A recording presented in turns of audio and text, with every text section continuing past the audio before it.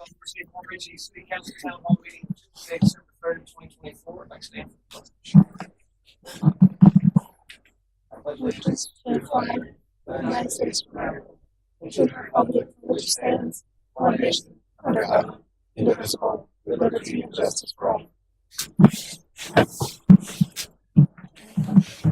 Madam Clerk, have roll, please. Mayor John Eric Hoover. Here. Vice Mayor Linda Rodriguez. Here. Councilman David Mueller. Here. Councilman Robert Hubbard. Let the record show that Councilman Robert Hubbard is absent from tonight's meeting. Councilwoman Lisa Burke. Here. City Manager Matthew Koppler. Here. Thank you. So, unfortunately, we don't have any in attendance for the town hall tonight.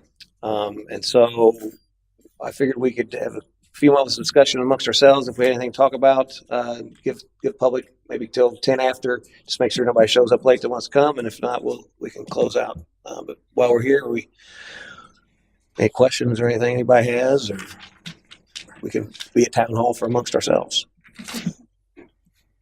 The guys were out working to that utility staff again, and they came down Washington Street. So, thank you.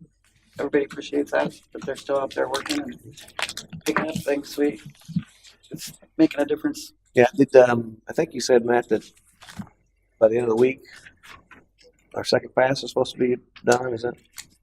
So we're giving it a little bit more time. Yeah. But we would like to see it as soon as possible. But I think the 13th is over here. The 13th is what we told everyone. I haven't posted it yet because I was waiting to hear from Daryl. Okay. Because Daryl's like, he was planning on finishing the end of this week, but I told him, and I'm trying to word it right because I don't want to tell everyone that we're giving it to the 13th. Right. You know, because then we'll expect more stuff to come out. But what we did notice today on Grand Boulevard is one of the storage units that are right there out there. They are starting to bring out stuff now. So we have to talk about how we're going to approach that because that could drag out for months. So from the FEMA perspective on that, it's a commercial business.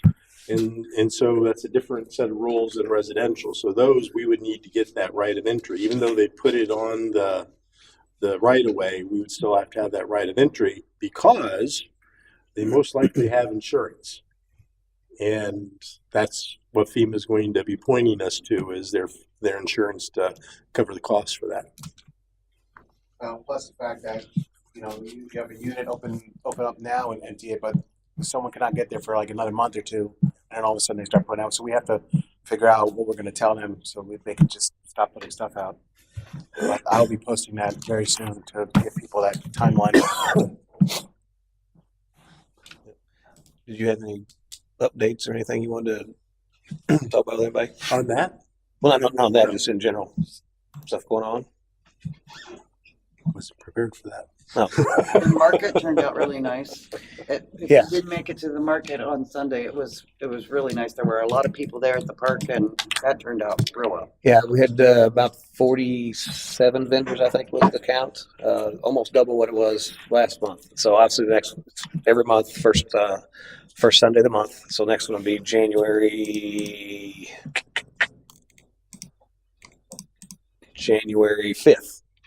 So after New Year's, and we'll see how that goes. Cheryl seems to think that the next couple of months, when it's cooler or whatever, people really come to these things. So if you get a chance, go out and see that. It's growing. So, Right. Yeah, I thought it was real nice. mm-hmm. Yeah, I think I told Matt was there that it's the park's been so underutilized for a long time. I mean, obviously, the church uses it for some events and stuff, but it's really nice to have something regular there. And as people pull up, never met them before, they come up, do a little shopping or whatever. It's nice to see that activity going on. So Right. important. I agree. So,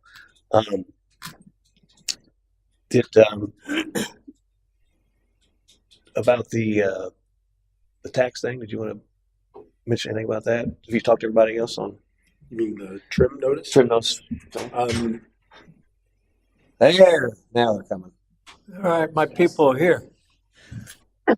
We are working through the issue about the notification for the trim. Right now, we're waiting actually on an appeal that we filed because in the end, it was a rounding error on a computer that caused that number to be out of balance. And so we're hoping that we'll hear by tomorrow, which will prevent us from having to advertise that, but it's probably going to be Friday. So we're probably going to have a different date than what we talked about in terms of what I'd set out to everyone in terms of what that meeting is going to be to make sure that the state has the ability to look at our appeal and tell us. So, I mean, the renotice is an expensive thing to do. So we'd rather not do it. That really pushes it out the week of the following week, 10th. So around the 17th, 18th, or 19th, somewhere in there, we'd have to do it. But I would rather hold off and possibly get this appeal, which we think there's a good chance that it'll be granted, so we don't have to notify that or notice that. Yeah. So I guess the plan is we won't notice it. Yeah. And then if we end up having to, then the next day, I think you said was the 17th. Is that? Well, we have on the 17th, we already have our study session to work on the charter review. But this, has, because we'd be redoing effectively the public hearing on the budget. So that has to be after 5 p.m. So we'd have to figure out how to kind of maneuver that so we can have that rehearing at 5 o'clock if we need to have it. Yeah. So obviously, going to keep that evening on the books just in case we have to redo that. Which day? 17th. That was one where he said. What time did we say? I'm sorry, I forgot to put it in here. I apologize. What time? It has to be after 5. So on the 17th at 1 o'clock, we have the work session on the charter review. Workshop, yeah. Right. But we can't do the public hearing on that until 5 o'clock. So it would be at 5 o'clock. So is it 1 o'clock or 5 o'clock or Well, 1 we're meeting regardless because that's the charter review. 1 o'clock is the workshop. 5 o'clock is tentative. And 5 we may or may not have to, depending on what Yeah, happens. I think what we're going to know hopefully tomorrow as Christmas miracle, but by Friday at the latest.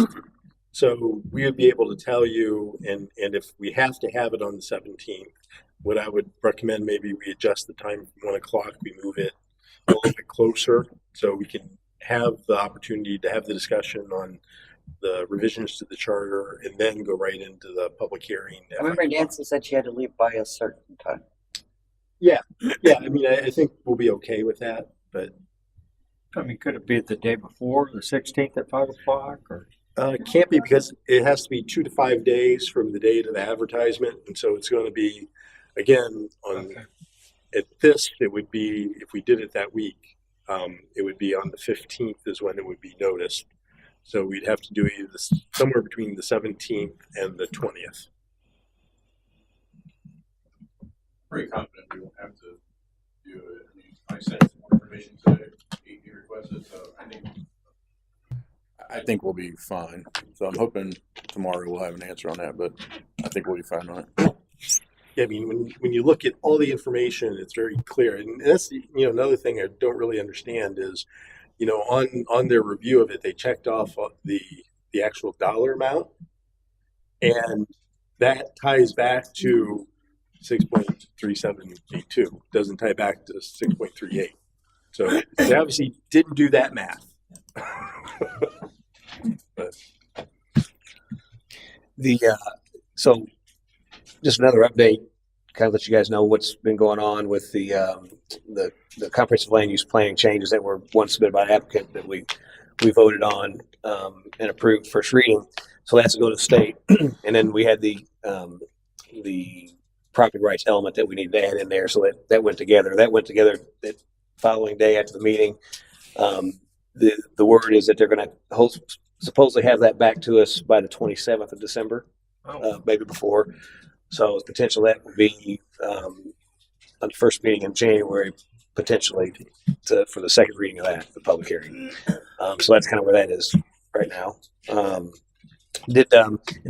we got a couple people in the audience now, so I'll turn it over to you guys here in a second. But we do got the building department here. Did you guys have anything you guys wanted to share? I'm sure the public could have at least maybe go back and watch this, maybe Yeah. some progress.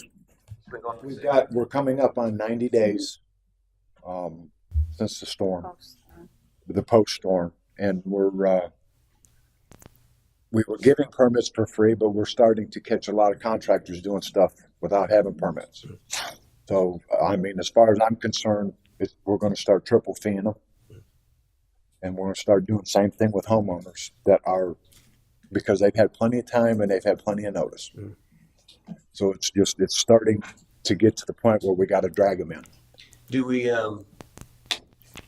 as far as the inspections, are we percentage wise done with?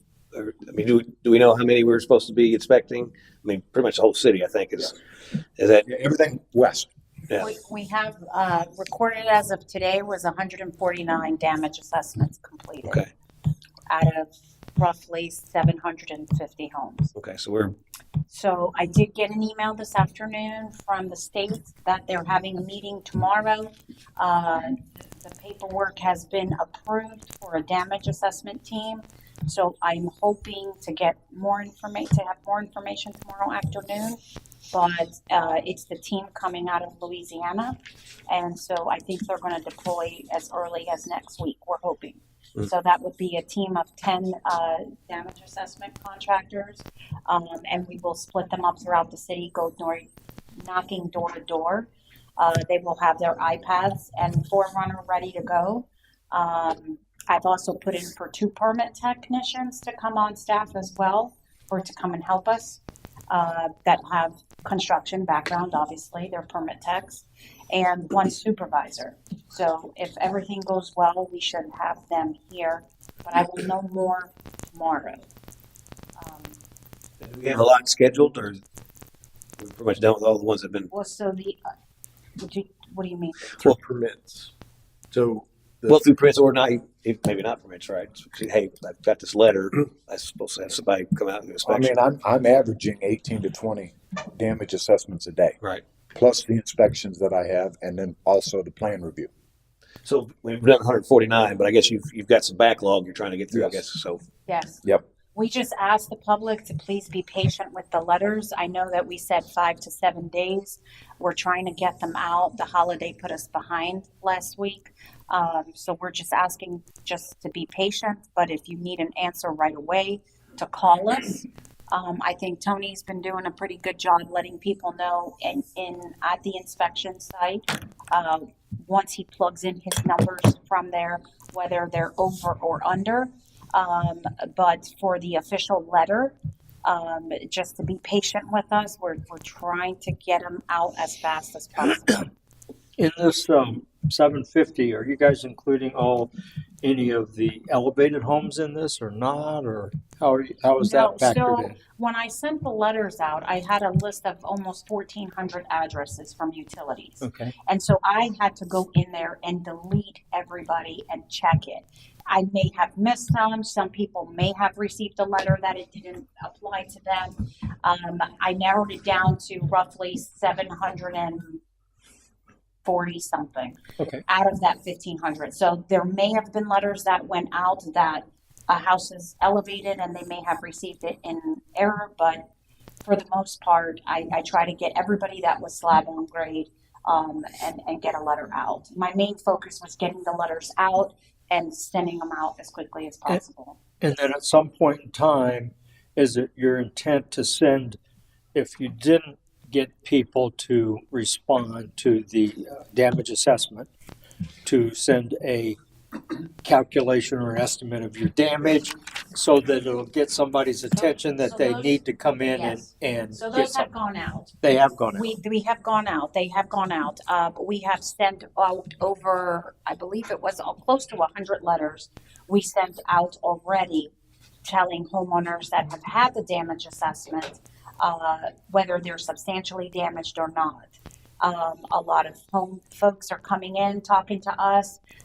What do they do? Some of them are substantially damaged, what their options, and we try to give them all of the information we can at the window. Our phones are ringing off the hook. People are coming in the office all day, and we are talking to them. So those letters, but they are going out. But I know we did some inspection, Tony did some inspections on November 22nd specifically. And that round of assessments, those letters haven't gone out yet. So I'm getting calls and emails. Where's my letter? What's taking so long? What's going on? But the assessment was just on the 22nd. We tried to do 5 to 7 days because at this point we thought we would have that additional staff, but we just don't have it yet. So, but just to be patient, we're moving as fast as we can. We're sending them out, but over 100 letters have already gone out. Do we have, are you guys keeping a report of count, like how many of our properties are significantly? Over the threshold, 50%. yes. And, Yeah. and We can also pull that in Forerunner, and I was on the phone with them for about 45 minutes, Tony and I, after 4 o'clock today, and up until about 5:30 or so. And they're creating some other reports for us to be able to access information, but that is already in there for us to access. So yes, to answer your question, yes, we can pull those reports. okay, that would be nice to have at the next meeting, next week. A number of No, they're kind of a report, kind of give us a landscape of where our city stands. you know. Sure. Um, And again, those are just the assessments that have been done. That's not, you're not going to get 750. No. But yes, the ones we have done, yeah, we could do Yeah, that. Sure. you got a completed list and a to be completed list. Yeah. So the letters that have went out, those are the ones that inspections have been done and the hard numbers have been. Yeah, those are people that have come in and already have applied for permits. And so before we issue permits, just so everyone knows, before we issue any permit, we are doing a damage assessment. So those are the ones that Tony has gone out and has done.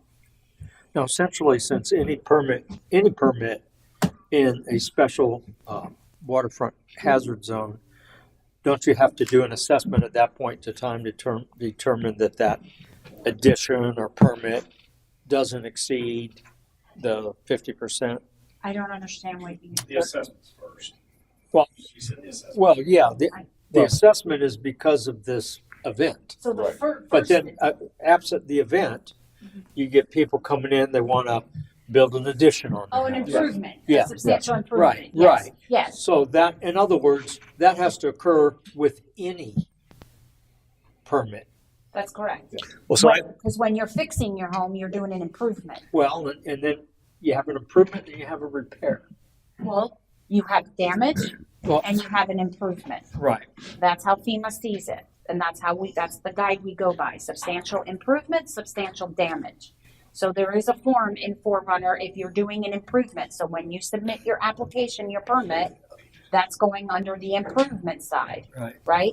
And that's only if the numbers make sense, because there's a lot that goes into that. And this is what's taking us a little bit Well, of time. And I understand that because Okay. I've been diving into it. I want to paint my house. Okay. I don't So- need a, this might help you. I'm talking. Go ahead. Okay. I got the same question I was going to ask for. Go ahead. I want to paint my house. I don't need a permit to do that.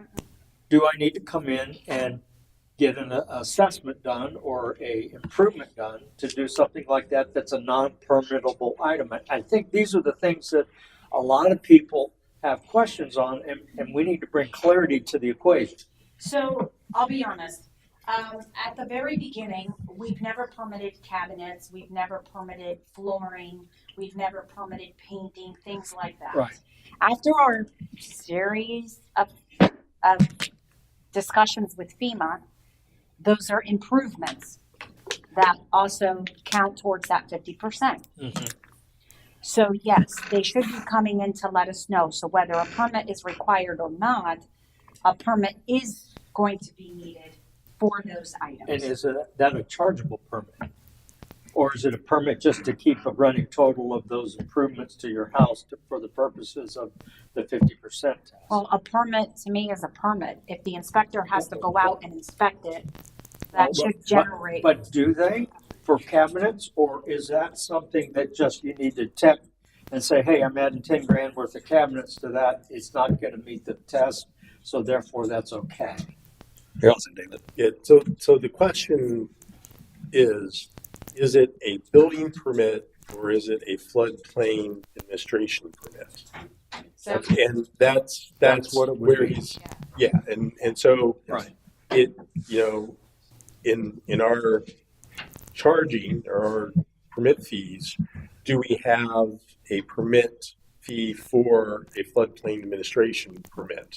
It probably all falls under both. So that's probably something we need to look at Well, yeah. going forward. And that's where I'm wanting Yeah. that clarification. Yeah. Because there is a host of things that people don't need a permit for, Sure. but we want to capture them for the purposes of this The FEMA 50%. task Yes. so Right. that we can do that. And at that point, well, there again, people are doing things and you'll never know. And I think again there is a different amount of staff commitment to doing those two things. So for instance, even though there may not be a building permit for the activity, because in a flood hazard area, according to the law, the rules, it still requires that the floodplain administrator looks at that to make sure that it's in compliance with what that is. And so that may be, again, a different value of time that we're getting, compensated for than if I'm building a house, right? Because that's a building permit and, that can be all lumped together as part of the plan review. But if you're doing a painting, we still have to go out and look and, primarily get that substantial improvement information to put on a piece of paper so we can put it into the records.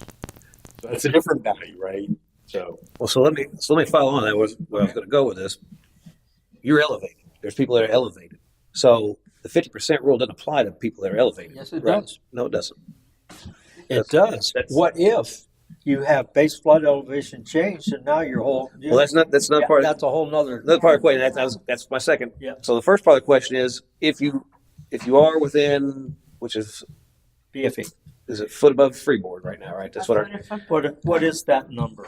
Static number? Is it 12 or 11? Well, Depends it depends out with there. the There's some elevation. areas that are 10 and there's Right. some that are 12 AE. There's some that are 14 and And then there, 15. yeah. And so- And then you've you got have some, VE zone. then Is you've it- got the VE. is that FEMA minimum or are they freeboard? It's the base flood elevation plus 1 foot, which That's is what by I the feel. So building we're code. not any more stringent city. We adopt the same thing. We're, Okay. we're the same thing. Okay. So anybody who is currently Currently, that's what foot, we have. a foot Yeah. above base flood elevation, there is no 50% calculation. You can put as much money on that property as you want to because the 50%, once you see that, you have to put it at a foot above base flood elevation. But if you're already there, there's no sense to even track. So the question is twofold, right?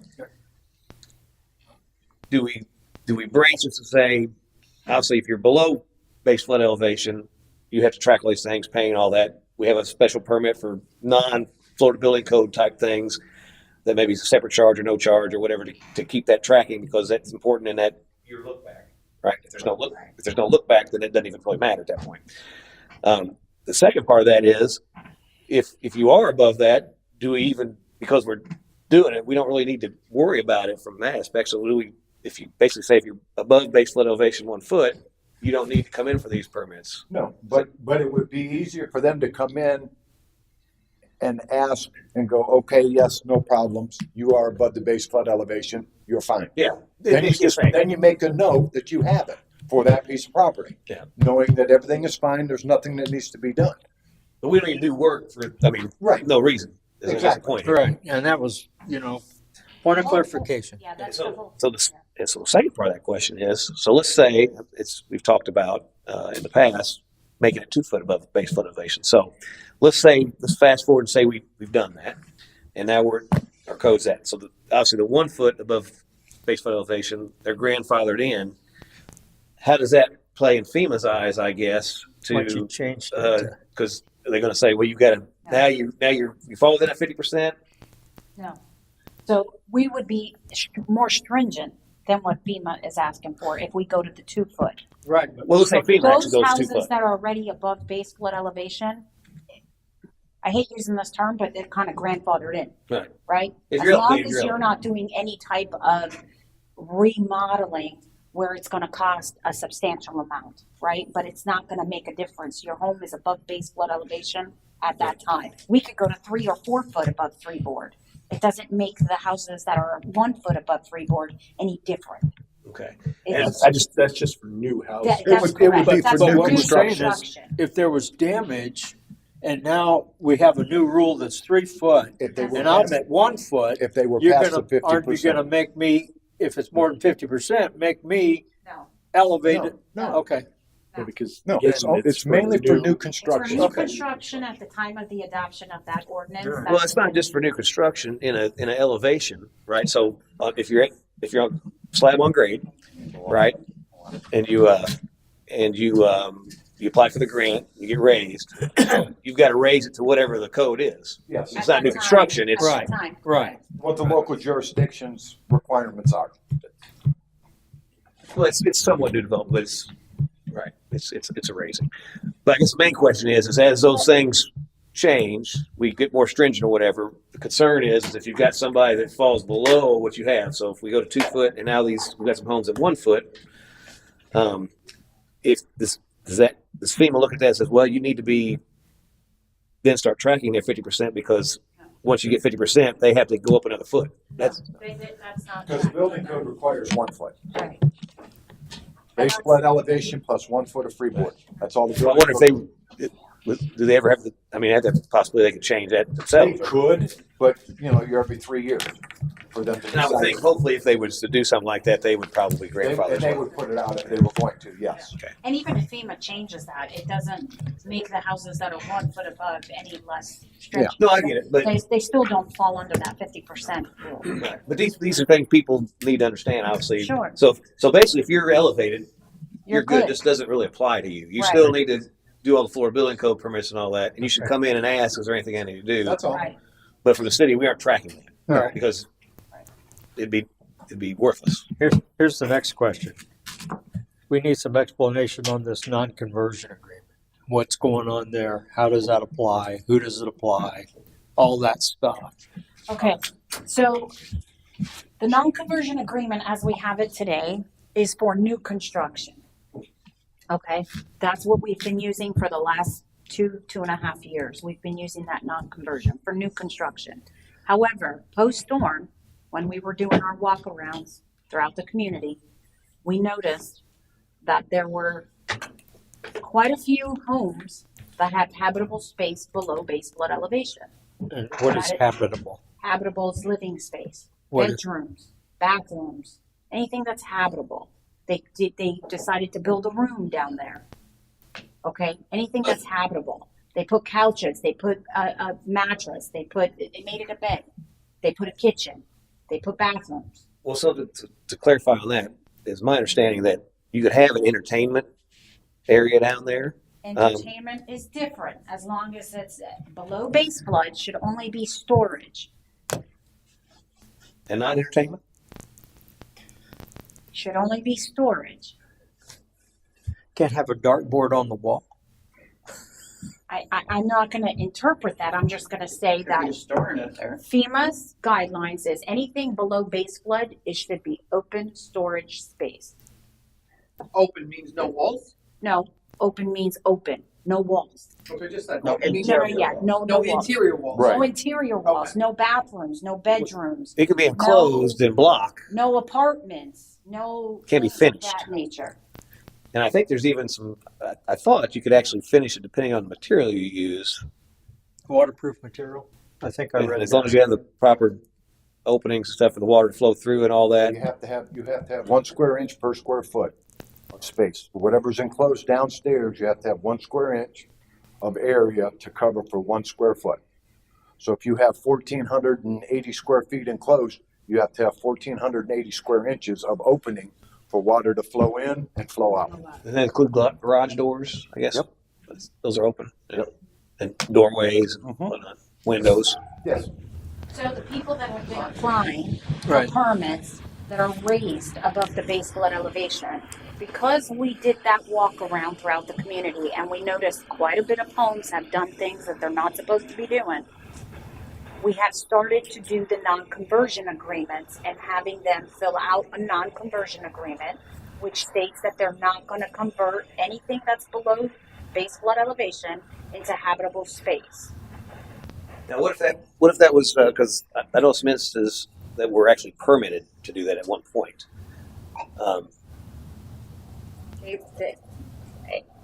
I'd have to see those permits because I doubt that those permits since 1975 were not able to do that. Yeah, my understanding, right Yeah. or wrong or different, but Yeah. supposedly there's principally there was some permitted work Well, done in A lot lower. of times people pull permits to do, electrical work, or they're doing something, putting in a window in their side wall or something. And then it turns out to be after that inspection is done, you've got a full-blown apartment. We saw that walking around. Yeah. Well, then you get the fact we have some of that. So then we decided that post-storm now, that anybody that's above base flood elevation, if you're pulling a permit, to sign that notice, that non-conversion agreement and have it recorded at the county so that it's on record that you're not converting anything below base flood elevation into habitable space. We did take into notice that that form does state new construction. So we have reworked that form and made it so that we just finished it today. I sent it to city manager for review later this afternoon. So we're working on that so that there's a checkbox where if it's new construction or if it's an addition that you're doing, so that there's different choices that you can pick, or it could be an other. So it doesn't necessarily just fall under for new construction. And that is the only way that we're going to get compliance, at least for the people that are pulling permits for anything that's above base flood. So if it's pre-existing, they had finished area below grade, permit or not. Let's say there's some permits out there for that. But even the ones that are not, it's property changed hands. Let's say I come in, I buy a property, it's finished down there. I don't know any different, right? So this event happens, and so that gets damaged. Are they able? And again, it would, of course, it wouldn't qualify for 50% because it's above grade anyway. But are they allowed to put it back together, or they just have to strip at that point and leave it? They had to strip it and leave it. And there were several people I spoke to in the community that I walked in their garages and saw that. And I told them that has to come out. That is not compliant. Every year FEMA does do a drive-through. And 3 years ago I did a drive-through with one of them, with the FEMA rep. And he did look for open garages and open places and that's what they're looking for. Or do you have people in your community that are not being compliant? And so that's, So what does FEMA expect of us to do once we're made aware of that? as a city, Yeah, so let's say you drove around and you saw some folks putting back their bottom level stuff. well, that's a notice of violation. That becomes a code issue. Well, let's say it's finished. I guess let's say you caught them late, but you're aware of it. That's a code issue. And once it's seen and it's noticed and pictures have been received or taken, Well, then and we realistically, have to act on it. you wouldn't have to see it. You could assume it if they've got finished stuff after this flood. Well, For the sure. most part. Well, I mean, but we'd have to actually see it. I get that, but I mean, realistically, knowing what we know with where the water came up or whatever, it's pretty much had to been replaced, even if we didn't catch it. So, and again, maybe that's okay as long as we didn't catch it through the appropriate channels or whatever. It can exist and go forward or whatever. Again, I just don't know what the expectation is from the community about if they've already done it. Unfortunately, the expectation is if you have habitable space below base flood elevation, remove it. And so what The rules are. That's what the And again, rules are. We have to visibly see it. To And enforce once we know it, we have to, according to FEMA, follow our rules. So we have to enforce the. And so basically, we would request it tear out, whatever. I'm gonna open it up because the only reason I kind of let this go, I A figured. lot of people waiting, you know. Right. Well, I didn't know. I'm sure you probably questions about that, and I know probably I people. appreciate all the questions. Yeah. Yeah. So hopefully we'll cover a lot of that, and then we can move on to some new stuff. So, but yeah. So that's because there's been a lot of work done, whether we've caught it or not. It's inevitable. There's been a lot of work done without going through the proper process, and so Well, and I'm thinking of the obvious stuff like somebody puts a pool in on an elevated house. You have a pool bath downstairs to address that, right? Or do you have to run upstairs? I mean, Yep. And If you put a new pool in, you can't put a pool bath downstairs. It has to be upstairs. It has to be above the base flood elevation. is there not? It seemed like I remember Mike Ferraz saying they're looking at ways to be able to do that or something, and toilets and stuff that you could Well, actually. the thing is that you have to have, what is it, masquerading or macerating toilet Yeah. is what's allowed downstairs below the base flood elevation, which all the solids go in and it turns into a slurry or a mush Right. to go out. Then you pump it to where it needs to go. Yes. I mean, there's little things, but you're looking at a $400, $500 toilet. Yeah. In general, I think there's solutions to get around some of that stuff legally. Probably is. But you know I what? think he has specifically come up with some kind of prototype that he's discussing with FEMA, and Yeah. there is conversation. I did yeah. hear about So that. I guess in the moral story here is the best thing is engage the city so that we don't have to come and ask you to tear your stuff out that you fixed. Do the right thing, and maybe there's ways to do things to get you to where you want to be. Maybe there's not, but that education process is paramount so that we don't have to come in and be the bad guy and do that, because obviously nobody wants that. So I think the important thing is this is not a Port Ritchie rule. This is a FEMA rule. yeah, And I think that's real important because I think people are going to be mad at us. Yeah. And I understand that, but it's not us. Well, It's a yeah, no. FEMA. And if we want to have insurance and you want to be able to insure your house and sell or buy another house in Port Ritchie, we have to follow the Yeah. FEMA guidelines. Yeah, if we don't follow the rules, there's a lot of other bad things can happen out of that, right? Now, I think there are some examples of towns that decide, you know what, we're going to do that or whatever. Fort Myers Beach was Yes. one of them. Right. So, and obviously that's the city's decision. That's also in our floodplain ordinance. So we do have chapter 109 and chapter 10 flood ordinances that we also follow, as well as FEMA guidelines. So it is, it's cumulative from both sides. It's, But the important thing is there's rules in place, and the city has to follow those, or we reap what we sow, and that could be losing the ability to have flood insurance. And then then you have the whole thing where people can't transact properties because somebody, unless they're paying cash, they can't come in and get a loan because nobody's going to back it without insurance, and you can't get insurance because astronomically high, and so it really caused a huge issue for residents going forward. Certain people, I don't care. I'm older. I just want to fix my home, get back in it. There's a process for that as well. You can go through the courts and potentially get 13, 16, or there's a provision where you could be pulled out of the group or whatever. But that's not something that the city is able to Right. say, we're going to allow you to do that. That has to go through a very rigorous process, and the city has to act in due diligence to basically prosecute you, if you will, for any wrongdoing. And at the end of that road, you could potentially be allowed by the courts to pull out of that, and that wouldn't affect the entire city. That would just affect that one property. Right. So I think the moral of the story is we need to get the communication out. It really hasn't been made known out there in the community. So the sooner the better about what? about this non-conversion. Okay. That's really not out there in public, really, unless somebody encounters Right. the issue, right? Right. And then the recourse is you're making folks pull out and reconvert it back to the original state. There's not a grandfathering involved, none of that. So, unless it was pre-firm, right? Well, I there think would- that's 81. Well, then the house would be slab on grade if it was pre-firm. Not if it was elevated at that time. They built it. If it was elevated since 1975, there should have been nothing habitable below there. FEMA has never allowed below But base flood I think elevation. the flood, the firm came out in what, 75? Right. So if somebody had a 1970 house, built an elevated house, they could have had habitable space down there.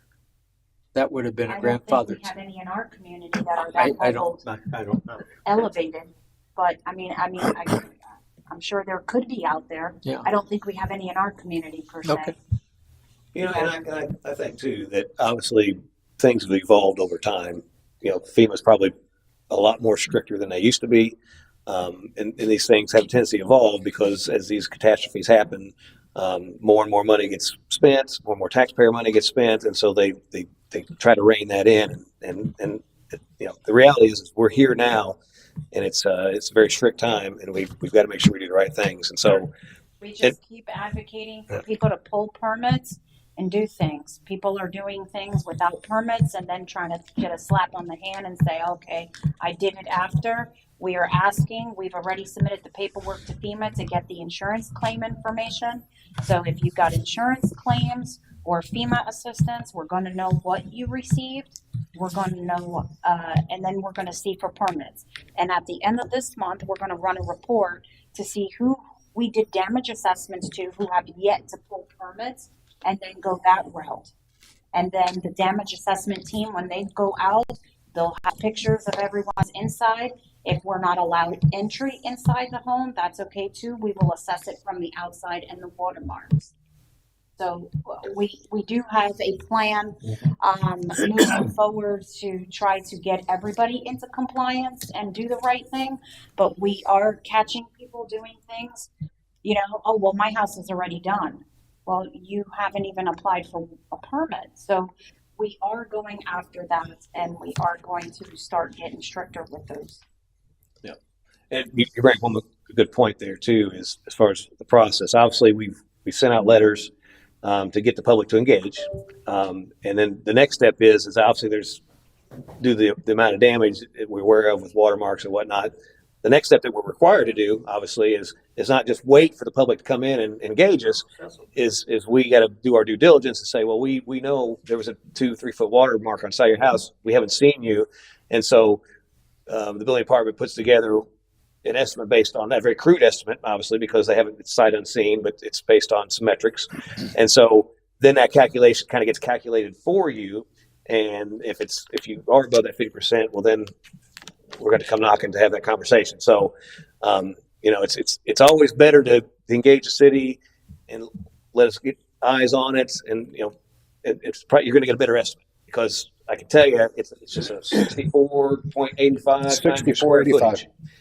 And if that, and you look at your valuation, and I tell you, there's homes in here that are unbelievably low value, because if you're homesteaded, you've been at home for a long time, it just hasn't kept up with the market. There's ways to obviously get that appraised, to get that changed. On the flip side of that, that has tax implications because your tax assessment goes up, but it could get you above that 50% threshold. Lots of avenues, but from the city perspective, we have to do this.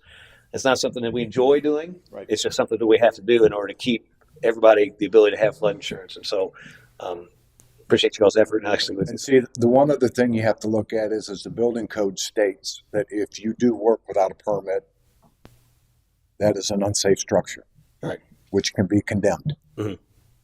Yeah. I mean, sooner or later, it's going to end up getting to that point. Yeah. And I don't want to do that, but.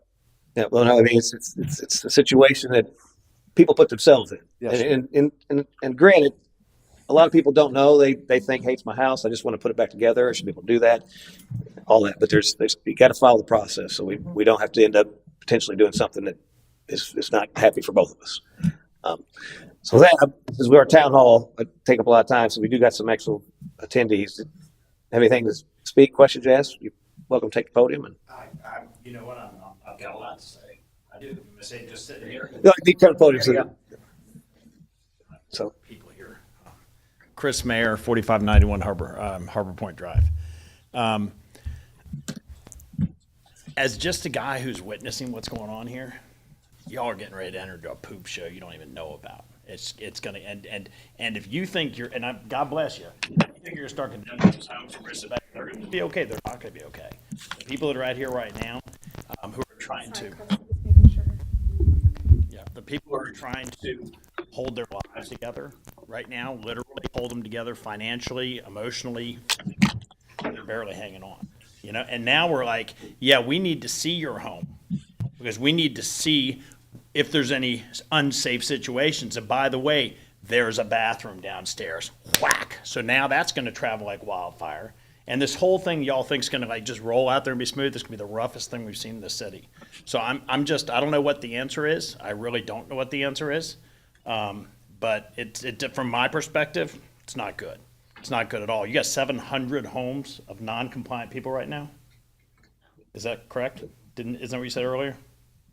We sent out about 748 letters, 743 letters. I mean, people are not sitting back in their moldy houses looking at the walls. They're not. No, people are permits. People are trying to go to sleep and get them to go to work. People are trying to. No, I understand.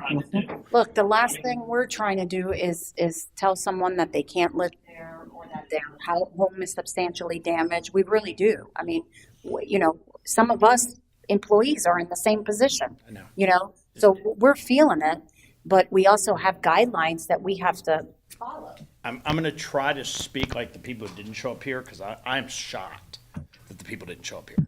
I'm shocked, but I think they're all sitting back looking at your letter like, don't push me to the brink. That's what I think they're saying. I'm just saying that's why I think they're not here asking questions because they're right on the edge of that. I mean, things I'm going to say that are going to be real hard is we just saw a landslide election, okay, that's going to gut our federal government in many different areas. One of those areas is probably going to be FEMA, okay? This whole FEMA thing they're doing right now, the reason I don't have flood insurance on my house is because they sent me a threatening letter 9 years ago and basically said, hey, and this is how I took it. It was like, hey, bozo, you got 3 choices. Your house is flooded twice in the past, which was before I owned it. The guy had gotten floods, before. And I'm like, I just got in here and you're threatening me? And I said, take a hike, and I threw it away. That's not how you get participation. You need to bring a program down to a level where people can actually afford to do it, because right now it's really not affordable to do it. And so many people in this community are self-made people. They're inherited the property. It's paid for. Many of my neighbors are paid for. They don't have insurance. And they're just like, I'm not waiting for anybody to save me. I'm going to fix my house. And they're fixing their houses. And a lot of them are doing it. You've seen it. And there's a lot more that have done it you haven't seen yet. And so what you're going to have to do is force your way in there. Now, how's that going to look for us for optics? We're forcing our way into somebody's house who's barely making it. They're barely on the edge. They've had to live in a hotel, okay? And now we're going to force their way in their house, and we're going to start cracking down on them and threatening them with condemning their house. This doesn't make sense, guys. Well, As a business guy that's been making sense for 40 years, I understand what it takes to work and what it doesn't. This thing doesn't make sense. This is like the whole COVID forcing crap that went on before. Well, I'm licensed by the state of Florida to enforce state laws. Okay. Florida Building Code is in the Florida statutes. That's state law. In the state laws, it explains everything that has to be done and what has to be enforced. Okay. I can't turn my back to it and say, no, I'm not going to do that. Because if I do, then I'm liable and I'm the one that's good to reprimand by the state of Florida. And I'm not. Anybody else? I would never argue with you because you and I are getting to do a whole bunch of other stuff in my commercial building. Okay, so I'm not going to ever make you feel bad. I'm talking right now. Exactly. Yes. I'm speaking for the folks that aren't here. Yeah, So I let's get this out. Okay. There's a difference between, hey, my neighbor Bob, he's back there beating at 10 o'clock at night with a hammer there, and we go out and we just inspect it and we look at it. You know what, Bob, you're building without a permit over here. Here's your citation, blah, blah, blah. Versus, now we're going to go around looking in people's windows. No. That's what we just said. That's what we just said. No, we didn't. If I walk up and I look through somebody's window, then I should be shot. Because that's you're walking, you're trespassing, doing something like that. Maybe you can help me understand. Okay. Because what I heard is we're going to have inspection teams come in. These are coming from Alabama. Yes. And if there's not a no trespassing sign, they're coming up to the house. They're coming to the door and they're going to knock on the door. And they're going to ask to do an inspection. If the owner says no, then all they're going to do is back up, take a picture of the front of the property and leave. Yeah. That's it. So the one thing that we did say that, and this is what we have to do, obviously, if if you have an unwilling participant, right, then the city will run the metric, right? We have a watermark at 3 foot. Based on that, we're thinking it's a total loss of, it's got above the electric and all these things, $64.85 a square foot times your square footage. Where does that put you? If that puts you at this number and that number is above 50%, well, then the next step is to move through the process. And that process is condemn the home.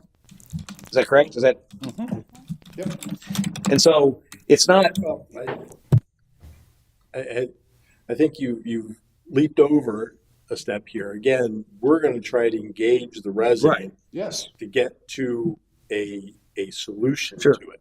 yes. So, I mean, I think where I disagree with you in this is that we're not going to go out there with a hammer and start pounding on people. I mean, we have, again, gone out of our way up to this point, and we're going to continue to do that, to try to engage people that aren't willing to engage to begin with, but work with them to try to keep them in their homes. I mean, that was loud and clear from the council. They wanted us to do that.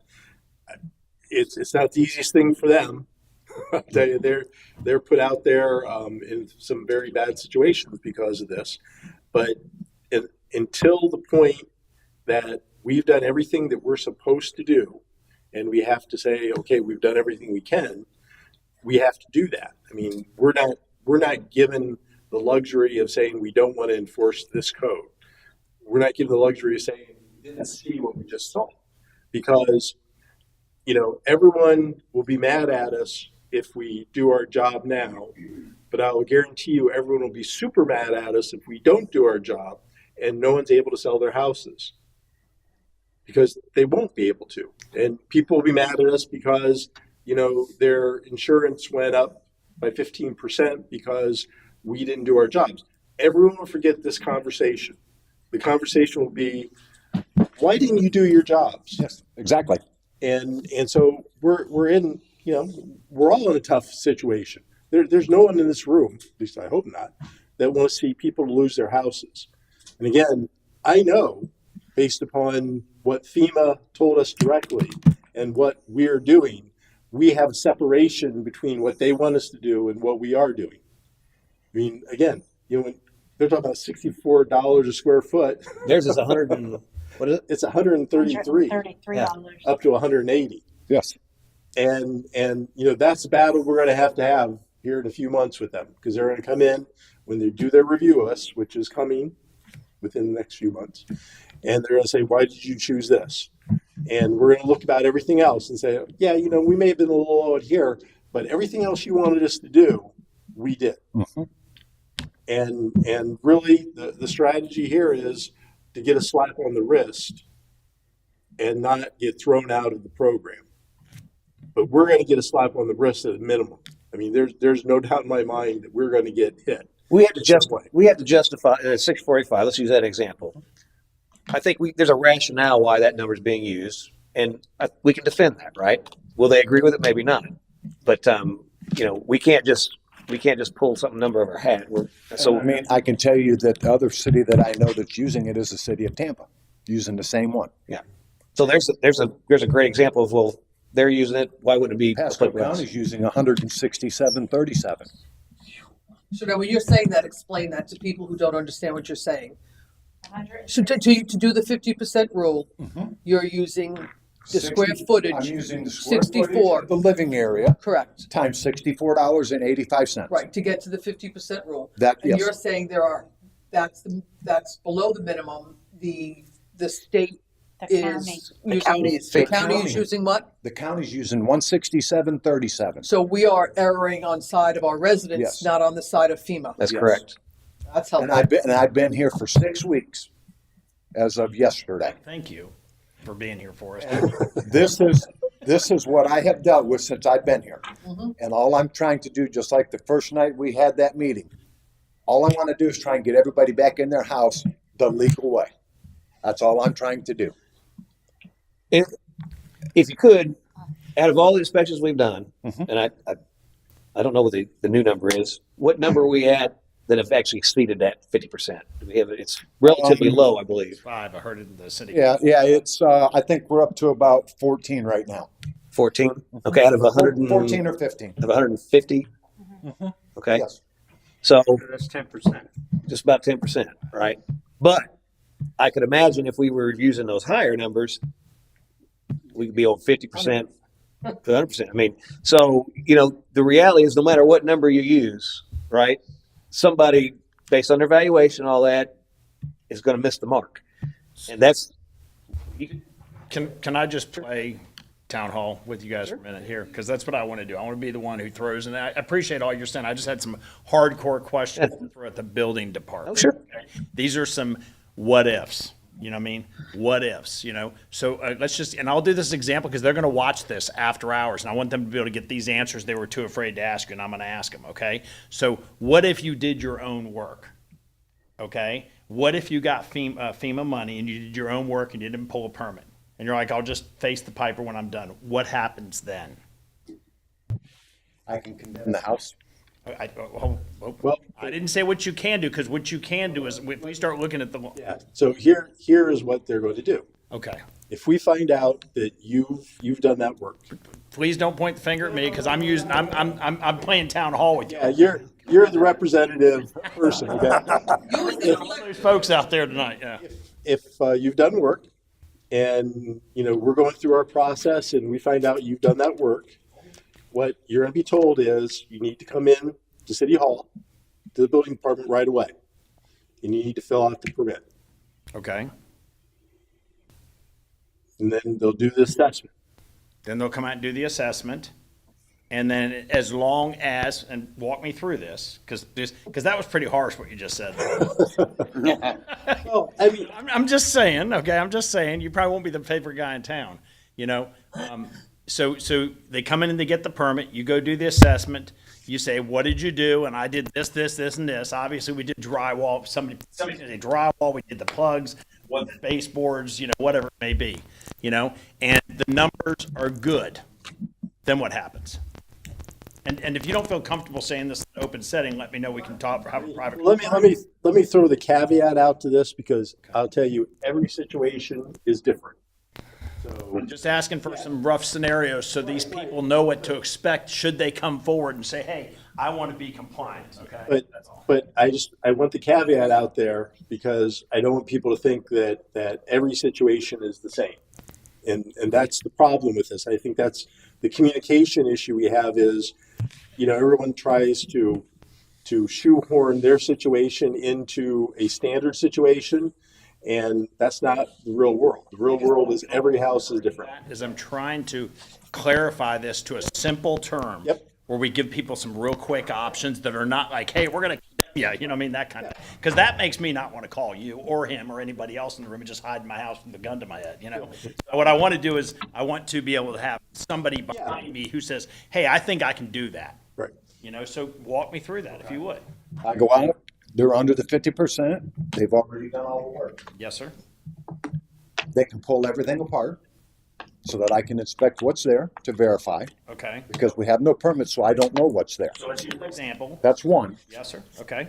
we say could. Yes. That's what I'm trying to understand. Could. It's, It could. That's one of them. That's You option. could be tearing everything out so that I can verify and put it back. Two, you get an engineer's letter that an engineer is going to take full responsibility for everything that's been done. Three, you get a licensed general contractor to come in and pull the permit for after the fact, and he's taking full responsibility. There's your three options. The fourth is condemning the building. So drywall and trim requires an engineer's writing. Because it's covered up. There's no permit. So I don't know what's there. could be mold all growing through there. Right. That's the purpose for the permit. So if the city doesn't see it, if they can't see it, then then somebody else is gonna have to sign off. Because here's what happens. He won't sign off on it without seeing it. Let's say I do Well, that. and then that one person sells the house. And so now Exactly. you've given that And then other they get family, sick. Who are they gonna come they back have on? gotta black sue the mold city. in the house. Why'd you allow this to happen? I don't see a solution to what we've just talked about here. The only thing I see is taking a bat out there and just clobbering the crap out of these. No. No. I'm trying My to, side. You're being real from your side, so I've got to be real from my side. I'm trying to work with everybody in the city to help them the best I can so that I'm in compliance, I'm protecting the city so that the city is in compliance. and they're in compliance. So I'm working along 3 lines, trying to walk that tightrope between 3 different places to try to make sure that everybody's compliant. I'm glad I don't have your job. But I enjoy my job. Yeah, everybody gets mad at me, and I've had them screaming and hollering at me.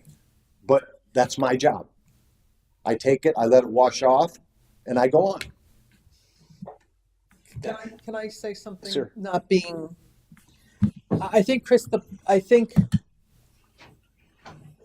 since the hurricanes have hit, we on the council have supported trying to get our residents back at houses at the least costly to the residents. Every last one of us up here have said that. We're trying, we've tried very hard, but our hands are tied. Not only our hands, every city in at least Florida, because we're the hurricane, right?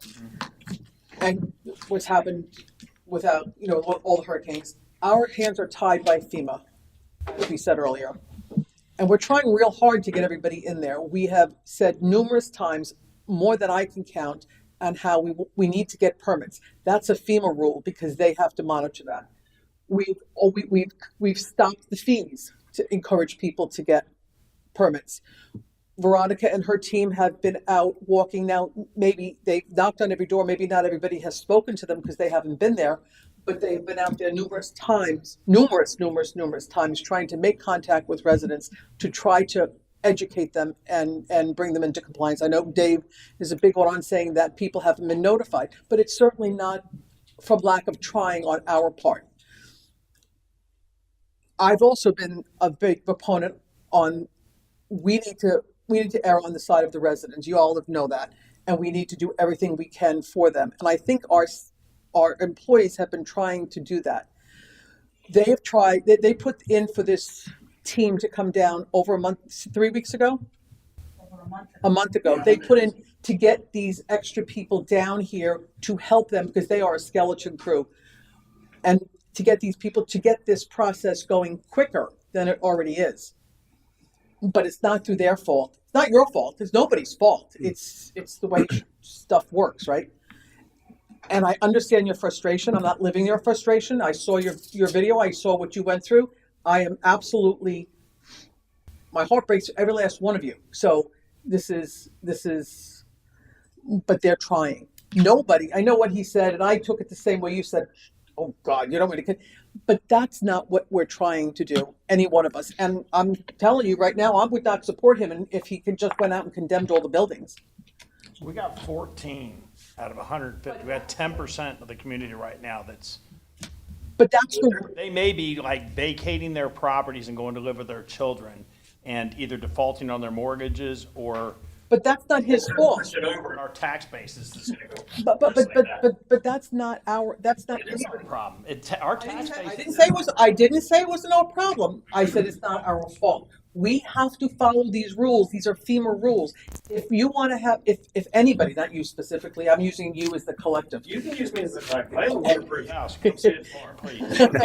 My house is waterproof. All right. If people want to get insurance, I'm in the same boat with you. They threaten me. Citizens threaten me. I said I'm not going to pay my insurance. There you go. I'll take my money and I'll put it back into my house and do what I can every year, instead of paying that You're 10,000. 50% to actually pay because they denied 50% No, of the claims. No, I didn't. I don't have insurance. I don't. Citizens, that's what I'm saying. They denied 50% of it. Yeah. So I understand what you're saying, but on the other hand, you have to, collective you, we are trying very hard and they are working with you. He's not going to go out and condemn anybody's house tomorrow. He's going to go out to them and say, hey, look, you did work and you have this elevated thing and you put the walls up. Go and get permits or you can't do it because this is a FEMA rule. This is not a Port Richey rule. This is a FEMA rule. You all want to sell your house someday. You want your kids to sell your house one day when you die. Nobody's going to be able to sell their house if we don't have the ability to have insurance. So I understand what you're saying. 10% is a lot. We should have a 0%, but the reality is some people are going to fall into that category. Unfortunately, we don't like it. I don't like it, but we have to protect all 3,000 residents because if those 10 people, we bend the rules for them. Okay, even if it's 25, Chris, if we don't follow the rules for those 25 people, you know who's gonna lose? Every last house in Port Richey, not 25 Have we residents. thought about the tax loss? We have no control over it. Hold on, I'm putting it out. Okay. This is an open forum, right? Yeah, absolutely, absolutely. If y'all wouldn't have a private meeting, I'll just leave and we'll go home and y'all can have a private meeting. Try to stay in front of the mic though, just to make sure you're. Well, I don't like being in front of it. Shoving something in my face. Ashley giving me a dirty look, so. She did. I can hear you here. Well, she rewinds it and plays it back to do the minutes. So at 10% so far with voluntary people coming forward. So now we still have another 700, which is another 70 homes. Are we prepared to take that much of a tax hit on our tax rolls? So I'm gonna say something. I don't like the situation we're in. Let me preface this with that. We're in a situation here. I'm gonna liken it to a terminal illness, right? Nobody wants to go to the doctor. You know, my arm's been hurting me, and then find out that I got terminal bone cancer or whatever, you know, and I've got weeks to live. These are reality things that happen, and it's unfortunate. Nobody wants to see that. Not me, not anybody up here, nobody wants to see it, but they happen. And so we have a very similar situation as a city. We had a catastrophic flood event. That's a 100-year flood event that they talk about, that they build all these things around to prevent, right? And when people are thinking about it, they're buying homes in Florida, in Paradise, they're thinking, oh, 100 years, that's if I won't live to 100 years. Well, 100 years would be tomorrow, right? It's going to happen sometime, and it did. It hit us right here at almost our 100th anniversary. And so the reality of that is we've had a lot of homes that are impacted by that. And by no stretch are we unique in this. All up and down the coast, same scenario. And so there's an option for a homeowner as an investor in a property, right? So the way it should work is if you've got let's say a $200,000 home, right? And you just had this catastrophic flood event, 3 or 4 foot in your home, you're going to get, if you have insurance, and if you don't have insurance, then again, that's personal choice. FEMA's going to pay up to $250,000, or no, under Flood insurance will pay. flood $250,000. I'm not sure what FEMA assistance caps at, but anyway, there's, you know, if you don't have insurance and FEMA comes in, they can give you some money as well. But so that money come in, you don't have to put that back into your home. So you can make a decision. Let's get my insurance claim, work with the city, find out that, oh, I can't fix my home because of that $100,000 for my half, taking that up the 15%, all that, just easy numbers. 200,000 value, 50% is 100,000. Which some cities are 40%. Pasco's 49. I think Newport Richey's 50, but it varies, right? But 50 is the minimum. That's what we are. Once you exceed that $100,000, and we use a lower number, and we've done everything we can to try to make it work, but the reality is that some people are good. In this case, we've got 14 so far, and if that 10% holds, we'll have 70, right? Whatever it is at the end of the day. So that's the reality of it, and we've done everything we can. That person has an option. They can, again, it's not a cheap option, but they could raise their home and invest in it. And I can tell you, if they do that, if they could scrounge up the money, find a way, do a mortgage or whatever, the minute they put that in the air and they fix it, they're going to get their money back, and probably 2.5 times that. But You used to raise your house. right, I get that. But you've got investors out here. I talk to real estate agents. People are wanting properties, semi-properties. They'll buy them, put them in the air, and they'll make money on them. So the option's there. It's not an easy road, but if it can be done, you can invest in your home that way. That's an option, obviously. The other thing is fight it all the way and be removed. So with the city as a whole doesn't. It's a long process and would advise it, but you're welcome to do it, and I would encourage anybody who's in that situation, do it. I mean, we've got to do what we've got to do at the city level, but I'll be cheering for you because I wish at the city level we could make that decision, but we don't have the ability to do that. And so I would hope that would get them to stay in their homes. Or they could just take the money, pocket it, don't buy drywall, flooring, paint, and all that, put it in their pocket, pay off whatever mortgage, and hopefully they're not underwater, but they can do that. And then put their property for sale, sell it for land value, let somebody else come in and mitigate it. And when you talk about the taxes, and this is again, this is not, I bring this up from a state perspective. In the end, I think we'll be okay because when those properties go on the market, people will buy them, they'll raise them, they'll do them, and that'll fix itself for the long haul because there's a shortage of waterfront property and everybody wants it. And so I think it's unfortunate for the person who's been here, been a long time, and I get that. But from a city perspective, as we go through this, the end game, we'll be okay.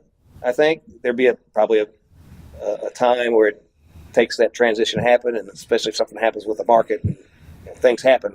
But at the end of the day, project this well out into the future, it'll work itself out. The most important part is that individual resident. We want to try to keep them in their homes, but at the end of the day, some of them it's just not possible. And there's avenues, and I want to be as transparent as possible and share those. Like I said, there's a process to go through the courts and get that done. And I would encourage people to do that if that's their only resort. And I'd be cheering for them to do that. But we as a city are going to do our job through that process because we have to. Because if we don't do that, we're going to impact not just that resident, but the entire city. And you, me, nobody up here wants to do that. And that's not what we're here to do. And I think about building official. I think about my scenario when talk about from a medical perspective, getting that terminal diagnosis. Those doctors don't want to do that. They go to medical school. They want to fix things, right? We want to fix things up here. But we only have so much that we can do.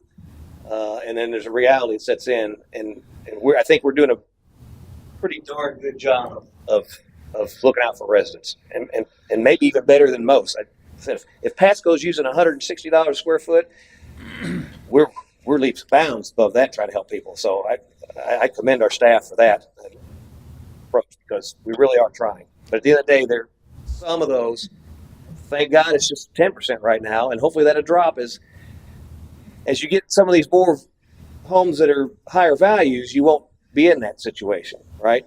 And this is another thing we talk about individual scenarios. You could have the exact two houses, same footprint, same square footage and everything, and they can be way off in valuation. I've seen it. I mean, you can go out and look, public domain knowledge. Two houses, totally different value, and that's where the problem comes in. But again, get an appraisal. If you want to stay in the house, you're going to pay some more tax on it because you're going to raise your valuation, but at least you can probably get above that threshold. There's ways to do it. But none of them are the city just turn a blind eye. We can't do that. And as much as we all would like to do that, we just can't. I'm not asking anybody to try. Well, I know. And I just want to be clear to the public.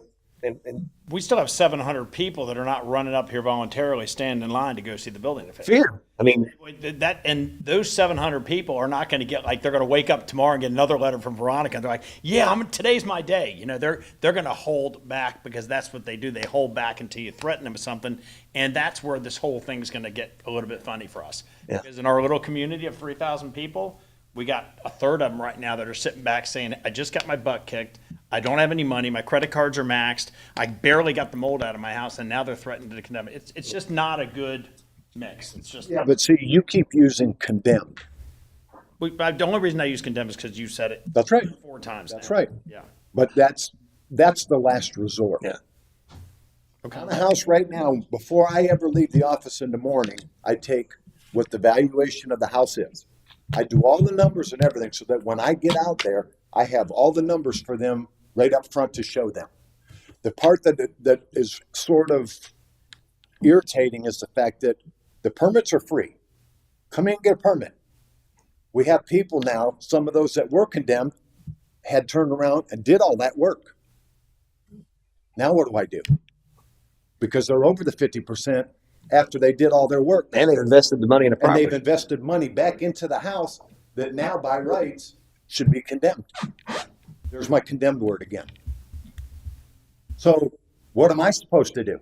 I try to help them up front with everything I can when I get out onto their house and show them on their property. I tell them, this is your numbers. You're close. You might want to go get a private appraisal. That might help you because a private appraisal might come in more than what the county has got it appraised at, because that's what I'm going off of, is what the county has. Private appraisal might get you more. Then that's going to raise your 50% so that you might not be in that point. But I can only give them information to help them if they ask for it. If they don't want to ask for it, then there's nothing I can do. So are you doing square footage? Are you doing square footage or are you doing appraisal or are you doing both? I'm doing square footage is how I'm doing it right now. But I'm telling them if they're over But the those are the 50%. two considerations, Yes. which I keep hearing over and over again. There's the appraisal, the county's appraisal of your house. Then there's also you're taking the numbers, the $64, whatever, Yes. times the square footage. Right. So those are two different things, Because I'm using the appraisal from the county, from the property which appraisal, is that amount. Which drives the 50%. which drives the 50% is how it's based. Okay, A and then private what, appraisal might come in, you might be able to get a private appraisal that's $100,000 more than what the county says the property's worth. Okay, well then that adds another 50,000 to your 50% rule. which comes back to what the mayor said, which is this property is 1,500 square feet, and this property is 1,500 square feet, and they're two totally different properties. And I have This one's been maintained, it's been whatever, it's just and this one's not, but you're giving them both the same numbers. That's right. So, I'm being So- even with so at everybody. that point, that's where you obviously would need to get a private appraiser Yes. because my 1,500 square feet is not your 1,500 square feet or your 1,500 square feet. Yes. Okay, but I don't think a lot of people understand this because I didn't really understand that part until he said it. Well, in the 1,500 square foot, when you talk about, this is an immaculate inside, this one's not, that really doesn't play into the valuation process, right? 1,500 square foot, it's probably appraised based on comps. There's a certain, But he's still saying this is 1,500 square feet times But the- 64 point what? but the problem is that property's lived in, doesn't change hands over time. That valuation stays very, very low. Real life example. Real life example right there. I live in a house for 37 years. House next door to me, exact same house. We both have pools. The only difference is I have a shed and a fence. Not a big deal, right? Because that house is sold about couple 10 years times. ago. Yep. That appraisal in the county is going to be higher than mine. Even though mine has gone up, obviously, by attrition and so on and so forth, it's not been sold. So therefore, my 50% is going to be a lot lower than my next door neighbors. So if Right. I were flooded, I might fit into that 50% rule where I'd have to elevate, but she won't because her appraisal was higher. Which goes back to what Matt says. Did I Which explain that goes back correctly? to what Matt says. They're all different. Yeah, and the reality of that is if Linda went to sell her house today, she's not going to sell for what's on tax valuation for. Correct. It's But the market value, not tax assessment, right? right. The market value is much different, right? Right. And so, but unfortunately, market value is not in the equation. It's Correct. what's on tax rolls. Right. That's why we 15% bump on top of What it. on the tax rolls elevated the market, and they've established 15% is the bump. Right, but that's not It's still, commensurate. it's still, Some we're situations still that like this, works. my neighbor and I. Yeah. So maybe a little bit closer, but And that's the discrepancy that we're seeing in this process. And not only that's coming to light, but you indicated that Pasco's at 167 plus a square foot to do the repair, and City of Tampa and us chose to use 64 plus. That's a 260% increase. That is a wide range. There's no way that I could explain that to an auditor. No, and the catch is, by using those numbers, they have to turn around and go in and take a percentage of every part of that house to figure out off of that amount of number. Right. Well, when FEMA was here and I told them I was going to use 6485, they looked at me and said, "Oh, you're just going to take the square footage of the living area and multiply by that." I said, "Yes, that's fine. It Or works." if you use 35. Then you're at the edge of no. It has to be reasonable. But also, Is this I'm giving you using- more questions to ask him? Yeah, he was talking, so I didn't want to cut him off. But since you cut him off, I'll Sorry. This is your town hall. this thing about, because a lot of these people in this community are handy people. They really are. A lot of these people landed here because they own their own businesses. They were productive people. So what is this deal about? Like, you go to Home Depot, you get your receipts, you get all your receipts. Is there a formula that you're going to charge them for what the retail labor would be to do that job? Or Retail labor by National Flood Insurance Program, is $32.16 an hour. an hour? And so you look up how much hours it takes to replace this receptacle or to do that? I use what they're sending me, and I look at it. If it's logical, I have no issues. Okay. If it looks funny, because I worked construction for 30 years before I got into this. God, they wouldn't have you here right now. So, I mean, I know what it takes to do things. I know what it takes to build a house. I know what kind of hours are involved. All I do is look at it, and if it looks, if it looks good to me, then I'll approve it. If it doesn't, I question it and I ask why. We also have an RSS Yes. book that can tell us each trade and what the cost of that is per hour. So if he's stuck or doesn't feel comfortable, he reverts back to he can revert back to the RSS means and then charge it according to the job. So just so I can be clear with the people that I speak to and the people who are going to watch this video, and there's going to be a lot, trust me. You're trying to help people. Yes. Your goal is to help people. Yes. It's not to send them on rabbit trails, send them out chasing squirrels, any of that crazy. No. Because that's not good right now. People are a little bit too wrapped up right now. The fear that set in through this storm, and I'll call it what it is, the PTSD, created a whole different person that I saw in neighbors and people in this community. And that's why I'm very cautious about going out there and just starting to poke people, Yes. those kind of things. And that's why I want to hear it from you. The more that you can tell us as the building department and the building official, because they're going to have to just say, we got to submit to them because they're the professionals. Yeah. The more you can say, hey, we're here to help you. Come on in. Let's get this done clean and easy. I'm not trying. What I just heard you say was very calming. It was like, hey, if I look at it and make sense, I'm signing off on that stuff. That's the kind of stuff they need to hear. I use common sense in this job. Okay. I can't use my opinion. I can't assume. I'm not allowed. I have to use common sense and go by what the code book says. 30 years of experience in your mind gives you lots of common sense. And like I said, I try to help the best I can to help everybody. I don't want to put nobody out. That's the last thing I want to do in my life is to have to condemn houses. I would rather try and help them and get them back in. I've got people out there right now that were trying to figure out how to fix their house, and I told them, put sheets up on a bedroom so you have privacy. Put a sheet on the bathroom because the bathroom's still in place. So you have privacy and live here so that you can fix it. Why pay somewhere else because now your money's going over here and you can't fix it over here? Well, I know plenty of people living in concrete houses right now. But my point is the last time that we attempted to get people to come in and listen to us, how many showed up to that meeting? About 100 some people there, I guess, huh? At the FEMA meeting, At there town was- hall? Like I said, I couldn't get here fast enough because I wanted to at least be involved in what we're talking about. But there's nobody else here, and I'm thinking, my God, what's wrong? Is there people online? Can we see them online, Ashley? No. There's 6 people right now currently on YouTube watching the meeting. Okay. One thing, and this is something I wanted to address too. In the past town halls, also we have them quarterly. We've now they're up on the calendar. Before we were kind of doing it as it came time, we'd set the date. So now we've established those dates, so it's known.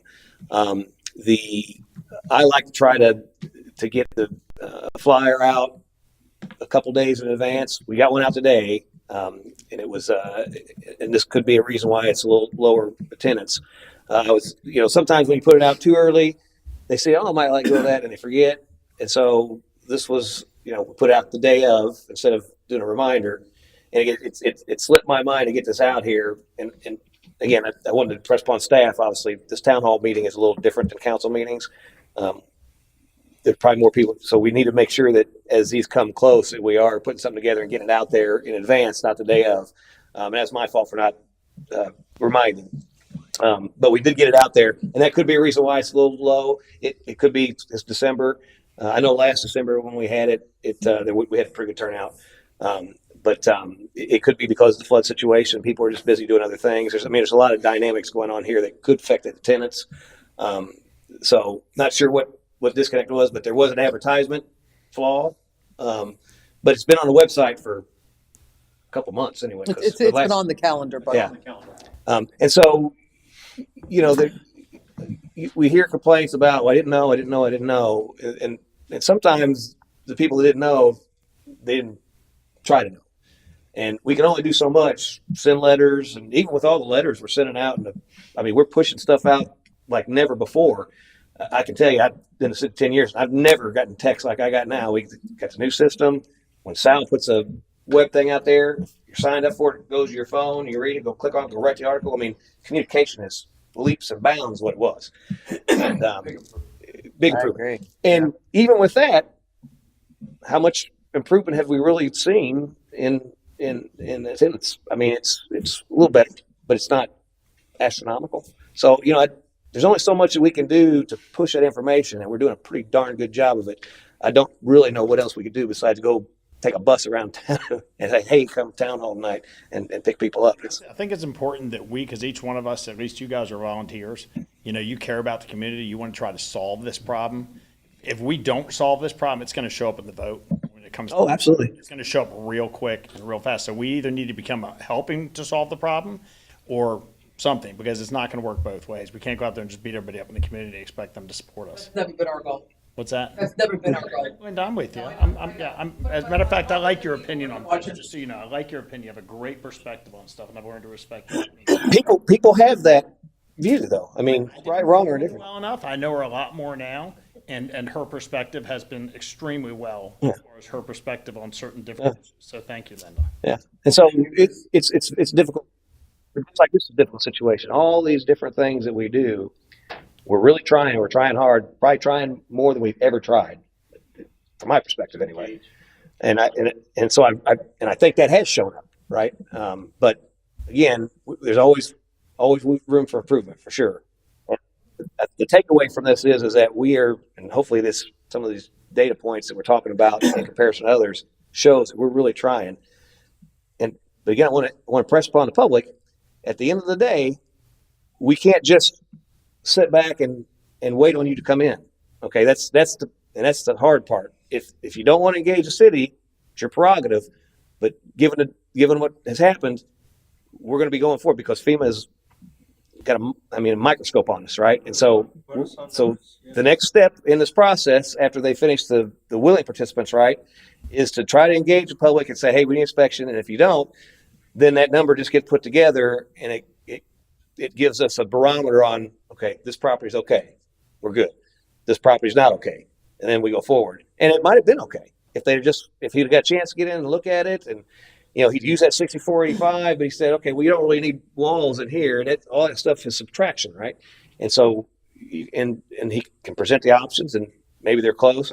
Somebody said that they were within $8,000 or $9,000 of being able to. They've on the good side, they were able to fix it. Another $9,000, they've been over. So the best option, it's scary because you don't know the outcome. But what I can promise you is that the building department is doing everything they possibly can to get you back in your home.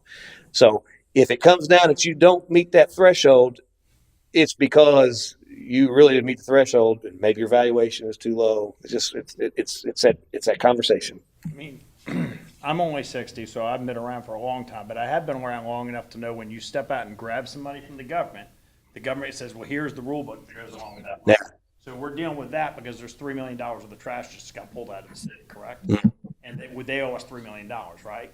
So that's why they're up to right now. They're like, we owe you $3 million, and if we're going to pay you, you're going to walk like this. And that's something that for independent people, it's hard to take in. It's hard to take in. So I don't know what the answer is, guys. I appreciate you letting me voice our opinion. And I'm glad you. I am going to have you out to my house, and we'll use that as a great example. But you saw the video. I've got water doors and all kinds of crazy stuff, but we'll go over that. I will tell you that I was in Hernando County in 2001 and was an inspector and plans examiner there. FEMA came in. They walked in and they handed us a piece of paper that had 40 houses on it. They said, we want to see the plans. After we look at all the plans, we're going to the houses. We went to 10 houses that had living area downstairs. The next day, they had federal marshals there to have it removed. I mean, that's how bad it was at the time. And that's all it is now, is just to try to make sure we're in compliance so we don't lose the CRS. So we have our 15% discount. Who knows, if everything comes out and they come in here and they're happy with us, maybe we can get 20%. So that's why I brought this up. You know, I'm in compliance too, but more on the FTC and the CFPB level and the federal government. I speak to all those people and all that stuff in many environments. I don't know jack about FEMA, but I do know this. Trump has just won in a landslide across our country right now. Trump has said that he's going to gut the current federal system that we know. This is going to happen in January. You know, do we have to like rush up to December 31st and torture our people, or do we just slow things up a little bit and wait for this whole transition to happen and say, hey guys, we have an issue here, and it's one of these issues there's no good solution to. There's a lot of people who have been here their whole lives that aren't going to be able to meet ends meet on this thing. It's not going to add up. So is that something we should consider? That's all. I'm just talking common sense now because. But you also have to look at, we're 90 days past the storm. Wow. I know, it's, Yes. I know we're 90 days past the storm, but this is like watching your kid get run over by an 18-wheeler. You know what I'm saying? You're like, whoa, you know. We're 90 days past. After the storm, it was put out with free permits. All you had to do is have pictures. Done. We've done 100 out of the 700. So we're going to just wait till January 1st to wait to see what happens with FEMA and then have all these people sitting here over here doing this when you don't know what he's going to do when they get there. Is he going to gut it? Yeah, maybe. If he doesn't, then we're still at the same place. Now we're in January arguing and fighting with the same thing we're doing right now. I don't think anybody wants to argue and fight. And I don't even know your name. Forgive me. What's your name? Tony Bryan. Tony, nice to meet you, Mr. Bryan. So I don't think anybody wants to fight. This is a very tragic event. It's not so much that it's a fight, but you have to look at, if we have this problem right here, right now, that we have. Yep. We wait to January or February, we still have the same problem. Okay. All right. So what if we solve? Other than a whole lot of people deciding to go in and fix their houses, then when it comes back that they don't let us in or they don't tell us what's wrong and we go off of a watermark, then we turn around and have to send them a letter. Your house has been condemned, or because you're over the 50%, you have to come up with a solution after they put all that money in. And actually, we really, it would have been ideal that the day after the flood, everybody got a letter. But obviously, Everybody got what? the letters that came out. Oh, yeah. That should have went out. I mean, Newport Richie was going around sticking stuff on people's doors well before we were. Well, remember, this is not our first flood event, and we've never even gotten notice from the city ever before. Right. Well, At all. and unfortunately, there's that's.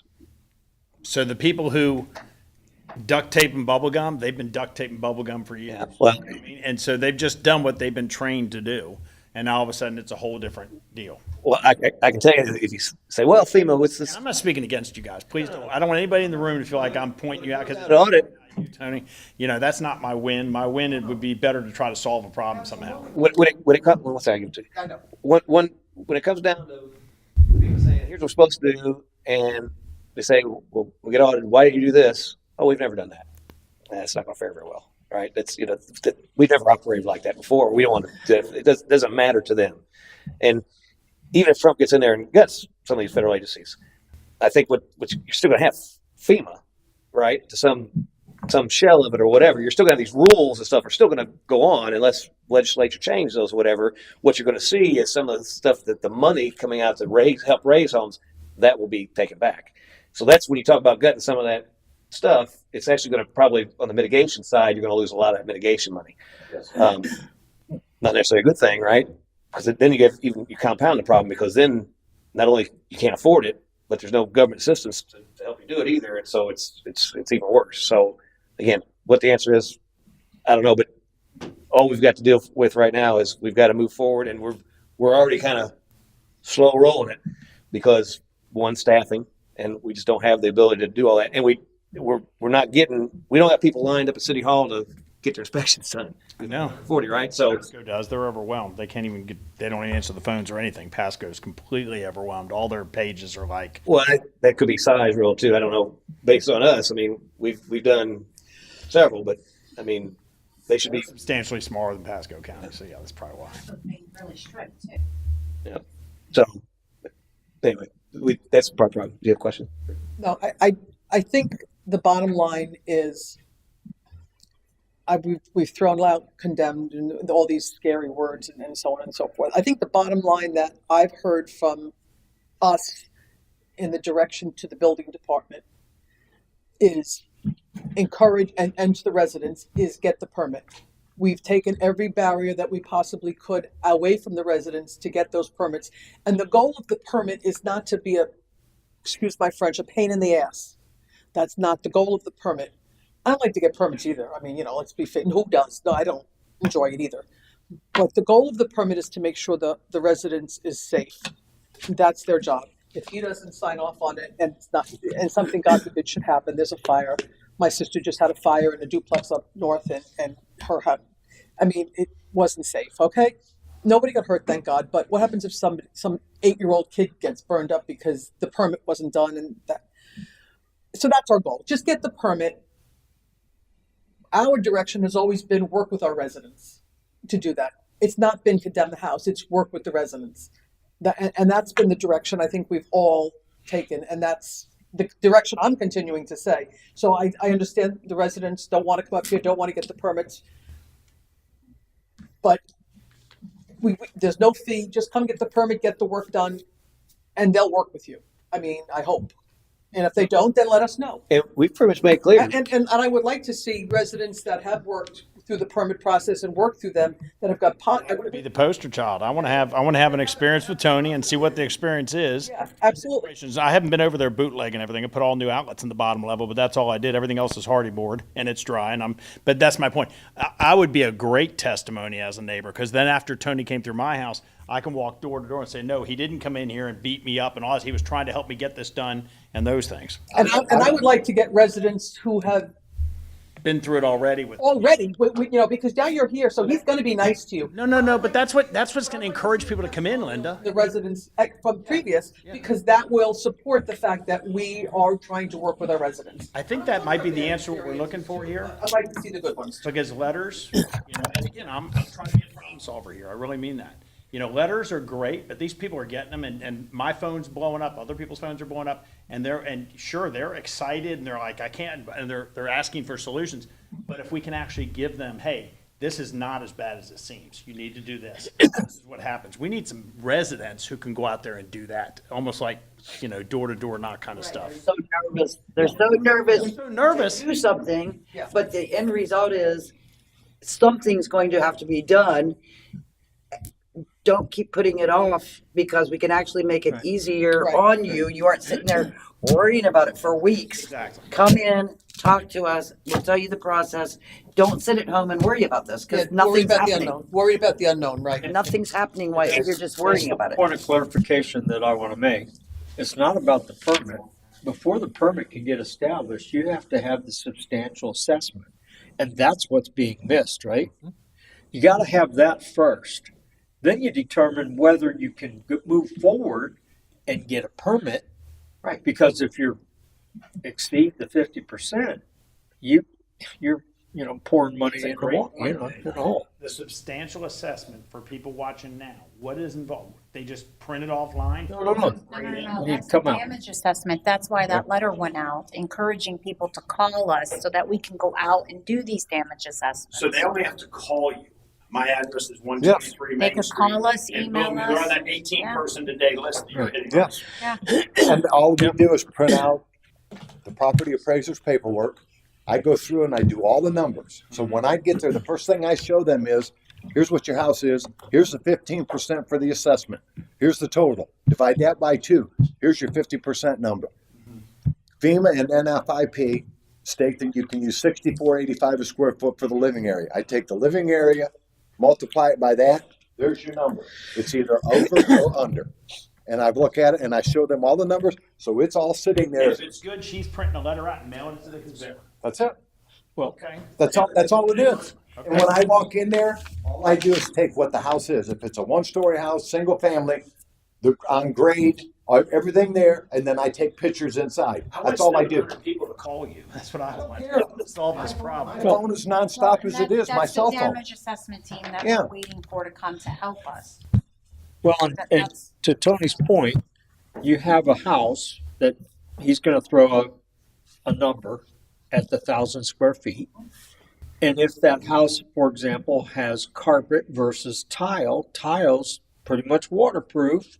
You don't have, you back that number down a little bit. If the house has, if you, Hardy board walls. oh yeah, exactly. If you have things that aren't damaged, then that number's too high. That number comes down. I understand. But I do agree that, and we're not going to solve that problem here, is this whole notion of what things cost, $167 a square. You can build a whole house for that. And we're not talking about a whole house. That is the national average out of ICC's building valuation data. All right. That is to build a house national. Anywhere in the United States, you take that number, and that's what it is to build a house. Now, if you go south to Sarasota County, Right. they're charging $750 a square foot. Oh my. Well, yeah, using an average nationwide, I can tell you, that's going to be artificially low because we're waterfront property in Florida. Yeah. So, I mean, and that's what I'm And we're using. even lower than that. I'm using that same datum sheet as a miscellaneous, which is actually would be designed for using for garages. But I'm using that number because that's the minimum on that list that I felt was good enough to show and help people. What if we did a video of you going in and doing this at somebody's house that would agree to it? He's good. Chris already Hey. said he wants to be a poster child. Hey, So you could do a video. My house the next day. They were going to my house. Did you see This is that on the what news? happens. This is what happens. That is You could show actually the video. that is actually not a bad idea. Yeah, you could go in. This is what we do. This is the paper, and somebody can sit and watch it. But see, you also have to look at, like with Pasco County won't allow electrical outlets and stuff to be just changed out because salt water has touched the wires. They want new wiring done. Okay, so now what does that happen? Now you start tearing the ceiling because an electrician's not going to crawl through an attic to run wires back to the panel. I'm walking in and telling them, cut a foot off the wire at that outlet. If the paper is dry inside at the copper ground, put your outlet at that point. Done. So I think to sum Common sense. sum this up, the council has impressed upon Matt, and you can test this, the building department, do whatever you can within your bounds, be legal, do everything by the book, but do everything you can to help people get back in homes. That's the overall tone, Goal. right? Yep. And I've heard, A pound of grace is going to go a long way in this. right. And I've also told Matt, I said, if there's any, because we're pretty limited on what we can do as a council, but there are things that we can do, again. And so what I've asked is that if there's anything that you see that we could probably help remedy that from a council, from a city government perspective, bring it to us on an agenda and let's act on it. So, we all stand ready to be able to engage in that helping where we can. Again, a couple hands tied behind your back, but you get some wiggle room, right? So there's some things that we can do. And if that comes up as they're out, if they see things, I've asked them to bring it to us so that we can act on it. And we'll act as fast as we possibly can. But the overall tone is, sounds like to me, and I really take comfort in knowing that just hearing some of this data tonight, because I wasn't even aware of some of these other rates. I mean, we really are going above and beyond, probably to our detriment, because it's probably going to get, like I said, slapped on the wrist for some of the stuff. But I think I sleep well at night thinking we're doing the right thing. And so, and again, at the end of the day, some people are going to not be able to, even with all that, are still going to be in that situation. But See, I can tolerate that slap on the wrist because I can live with my decision. And when I go home at night, I can put my head down and I can sleep because I knew I did the best that I could do to help the people. Well, one of the other things too is how does an independent contract come into play? Like if you do your $65 a square foot times 1,000, and somebody comes in and says, "Hey, I got a contract to do all this work from this guy for $40,000 instead of $65,000." Is that? All I'm going to do is look at their numbers and see and make sure that it's all correct. If it's correct, and I feel that they're trying to undercut something, show me how. That's all. one thing we didn't talk about that and I think it's changed. We were, my understanding, for do your own labor, we were doing the minimum wage calculation at $14 or $15 an hour, right? And my understanding, FEMA said, no, that's not going to fly. What is our current position? 30, didn't you say 30? 33? That's going back to that. 3316. So, Because That's reasonable. FEMA, something like that, but FEMA said, go out and hire somebody that's in a construction trade. What are you going to pay them an hour? You ain't paying them $12 or $15 an hour. yeah. Well, and so, again, I would argue with FEMA saying, well, I'm not going out and hire somebody. I'm hiring myself. And I think it's reasonable to charge myself minimum wage. But again, not a battle that we can take up here at City Council. We We can. don't have to fight that battle. Hey, I'm going to hire you all day long at $360 a month. Only family rates, sir.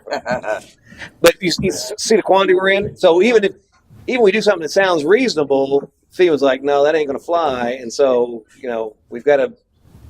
But hopefully we can maximize. Sorry, I'm the only person who showed up here tonight. But I'm glad I've Glad you got the gumption to come in and ask the questions, the hard questions, to get answers to them, because people are gonna watch the YouTube video. But we really have to kind of do this. And I know what happened over at Besh, and I'm sorry I couldn't be there when you guys did it. And you had whatever you had going on over there. But we need to be able to pack this house with homeowners that can hear a similar conversation. That Tony's not here to hurt you; he's here to help you. And if we help you, now is the time to help, because later we may not be able to help you as much. Yeah. And this was an opportunity. So I'm thankful that you came, because like I said, we were a little worried we're going to shut it down. And I'm glad you didn't. So that's why I kind of want at least on the table what we did. At least it's going to give whoever's watching a little more. Maybe I need to move forward and do it now. It's kind of like take your medicine. You know what I'm saying? Yeah. Well, it's go back to the medical analogy, right? If something's bothering you, and you don't go to the doctor, and you wait, and you finally go in, it's too late. If Can I get on the list tomorrow? Just call in the morning. because Calling you for a like I said, if you sit back and ignore it, you don't go to the doctor in this case, right? No. The doctor's going to come to you with what he thinks. Hey, I've heard you got terminal illness. Yeah. Right? Prove otherwise. And so we don't want to be that, but that's the next phase. So come visit the city. Let us work through what we can do within reason, and hopefully we can save a lot of homes. And that's our intent. We got 700 to go through. We need to start now. So, And I will say, obviously, There's help coming. help's on the way. There's help coming, the people need to call, And the people need to call. the people need to call. and we don't know what kind of money is going to be thrown at this from federal level to help some of the stuff, right? So there may be some incentives or whatever in the future that maybe we can deploy resources to help through CRA and different things. So believe me, the moment we have the ability to push funds out or to get people in contact with the authorities to be able to do that, we're going to push that information out. But again, you got to consume it and you got to use it. Sitting through this meeting, I have about a 95% more clarity of what the whole thing's going on. Before I had a 5% clarity, which was a blurred vision. And I'm hanging out in arenas and talking to you guys. Imagine what those other folks have right now. They got a letter in hand, they're like, this, and they're all backing away from it. These are professionals I'm talking to. So I'm not blaming anybody, but we need to work on getting this clear message out to the people and doing it in an environment where they're not afraid to step up and do it. But you also have to remember, what have you seen on the news since we had the hurricanes and online? 50%. It's been 50% rule. They're going to condemn me and they're going to take my house. Yeah. Well, don't believe everything you see and hear. Yeah, I understand. I totally understand what you're saying. But that's what everybody's thinking right now. Yeah. I know. Yeah. I'm sorry, Mr. Mueller. That's it. You're good? Thank you all very much. Thanks for allowing me to be Thanks for people. And thanks for saving our town hall. as soon as we close this thing down, I'll be calling. We're on life You support should call it different. Chris Hall. Yeah, this is a Chris Hall. Thank you. For serving us. Thanks, It's Chris. a hard job. It's a selfless job. Definitely our You pleasure. guys on the inside, yeah, we're paying you, but you guys are taking a serious shellacking around. Thank you for taking that. We need your help. All right. And you guys over here too. Thank you. Well, so, You too, Adam. All y'all. I thought I gave him a dirty look. Sal's not doing a whole lot, but I'm just kidding. No, yeah, staff is really staff's really going to even Sal, probably more so, right? Staff is really, this is a huge undertaking that we weren't really planning for, right? I got to give a hands up for Daryl. who's your, what's the deal? Utilities. Yeah, come back to the mic if you're gonna talk. I've tooted his horn before. That dude is a rock star. He really is. He works, he answers his phone, he does these solves problems. I couldn't say enough good about him. Yeah. He was just commenting Daryl about his help. So Can you repeat that? Oh, my God. now, I motion to adjourn. hold on. Second. Hold on. Is there something about Daryl I don't know? No. No, they're just being, You were sitting here and and they were just being Oh, silly. Ashley's mad. You weren't at the mic. Yeah. And to be fair, there is another person sitting. Did you have anything else you wanted to add to that, or? My wife already told me everything she wants y'all to know, and that's how she does. She's like, "Get tell him, honey." I want to make sure she had her My wife, opportunity. Patty, by the way, you guys. Hi, Patty. Yeah, Patty. Thanks for coming. She's moving to Florida too, just so you know. Okay, well, that's all the public comment. Is anything else you guys want to discuss? I already motioned, she already seconded Okay, it. well, I just want to make sure. So I got a motion for adjournment and a second. I have a third. Okay. Well, let's put to a vote. All in favor,